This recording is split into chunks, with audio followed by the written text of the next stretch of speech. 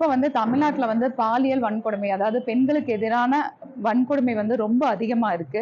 ஆக்சுவலா எனக்கு ஒரு பொண் குழந்தை இருக்கு. எனக்கு இப்ப நினைச்சா ரொம்ப பயமா இருக்கு. ஆக்சுவலா இந்த தமிழ்நாடு அப்படிங்கிறது அவ்ளோ நல்ல சேஃப்டியான ஒரு பிளேஸா இருந்தது. சேஃபான பிளேஸா இருந்தது. பட் இப்ப பார்த்தீங்க அப்படின்னா, ரொம்ப அதிகமா இருக்கு. கல்லூரிகள்ல மட்டும் இல்லாம பள்ளிகள்லயும் நெறைய நடக்குது. சின்ன சின்ன குழந்தைங்க அதெல்லாம் கேள்விப்படும்போது, எஸ் எ பேரண்டா வந்து எனக்கு ரொம்ப கவலையா இருக்கு. என் குழந்தையும் இனி அடுத்த வருஷம் வந்து காலேஜ் போறா. பட் இந்த மாதிரி எல்லாம் நடக்கும்போது எப்படி ஒரு இடத்துக்கு வந்து நம்ம பொண் குழந்தைகளை வந்து தனியா விடுறது அப்படிங்கறத நினைச்சாலே பயமா இருக்குங்க. ஆக்சுவலா வந்து பாத்தீங்க அப்படின்னா இந்த பாலியல் வன்கொடுமைக்கு வந்து ரீசன் வந்து ட்ரெஸ் அப்படின்னு சொல்றாங்க. பட் இப்ப அதெல்லாம் காரணமே கிடையாது போல. ஒரு 3 வயசு குழந்தைகளை கூட விட மாட்டேங்கிறாங்க. அந்த அளவுக்கு இப்போ அவ்வளவு சீரழிஞ்சு போயிருக்கு நம்ம சமுதாயம். சோ இத வந்து திருத்தணும் அப்படின்னு சொன்னா நம்ம ஸ்கூல் ஸ்டூடெண்ட்ஸ்ல இருந்தே நம்ம கத்துக் கொடுக்கணும். பெண்களுக்கு எவ்வளவு மரியாதை கொடுக்கணும், எந்த மாதிரி எல்லாமே வந்து ஸ்கூல் டைம்லயே வந்து பசங்க ஆண்களுக்கும் சரி பெண்களுக்கும் சரி 2 பேத்துக்கும் நம்ம சொல்லி கொடுக்க வேண்டிய கட்டாயத்துல இருக்கும். இந்த காலகட்டத்துல வந்து இது ரொம்ப முக்கியமான ஒரு பாடம் எல்லா குழந்தைகளுக்கும் நம்ம கற்றுக் கொடுக்கணும் ஸ்கூல்ல இருந்து. சோ இதுக்கு வந்து பனிஷ்மெண்ட் அப்படிங்கிறது வந்து ரொம்ப சிவியரா இருக்கணுங்க. சும்மா வந்து நம்ம கூட்டிட்டு போயிட்டு ஒரு 10 நாள்ல வெளியிடுறது அந்த மாதிரி எல்லாம் இருக்கவே கூடாது. சிவியர் பனிஷ்மெண்ட் இருந்தாதான் இது கண்டிப்பா இத நம்ம தடுத்து நிறுத்த முடியும். தற்சமயம் அதிகமான மாணவ மாணவிகளுக்கு பாலியல் துன்புறுத்தல் நடந்து கொண்டிருக்கிறது. அதைய தடுக்கணும்னா நம்ம குழந்தைகளுக்கும் மாணவர்களுக்கும் பாலியல் துன்புறுத்தல் சம்பந்தமான விரிவான விளக்கங்களை பள்ளிகளிலும் வீடுகளிலும் சொல்லித்தர வேண்டும். அதற்கு சிறப்பு கூட்டங்களை தமிழக அரசு சார்பாக ஏற்படுத்தி செய்ய வேண்டும்.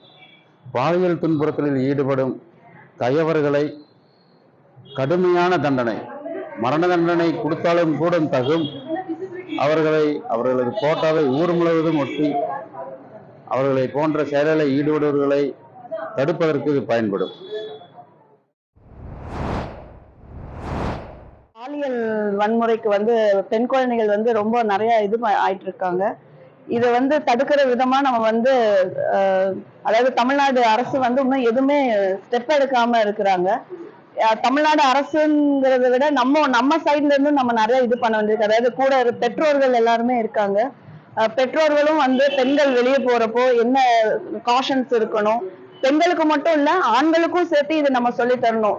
கூட இருக்கிற பெண்களை எப்படி நம்ம வந்து பாதுகாத்து கொண்டு வரணும் அப்படின்னு வந்து நம்மளும் சொல்லி கொடுக்கணும். அது மட்டும் இல்லாம பள்ளியிலையும் வந்து இதுக்கான ப்ரோக்ராம்ஸ் எல்லாம் நடத்தணும். அதாவது குட் டச் பேட் டச்ங்கிறது இப்ப 3 வயசு குழந்தை கூட முந்தா நேத்து பாத்தீங்கன்னா இது பண்ணியிருக்காங்க. பட் அது அந்த வயசுல அந்த குழந்தைங்களுக்கு சொல்லித்தர இது சின்ன சின்ன இது கூட நம்ம வீட்டுல இருந்து சொல்லித்தர ஆரம்பிக்கணும். எல்லாத்தையுமே தூக்கி வந்து ஒரு பள்ளி மேலேயோ இல்ல ஒரு அரசாங்கத்து மேலேயோ போடுறதை விட நம்ம வீட்டுல இருந்தும் அதை வந்து நம்ம கத்துக் கொடுக்க ஆரம்பிக்கணும்.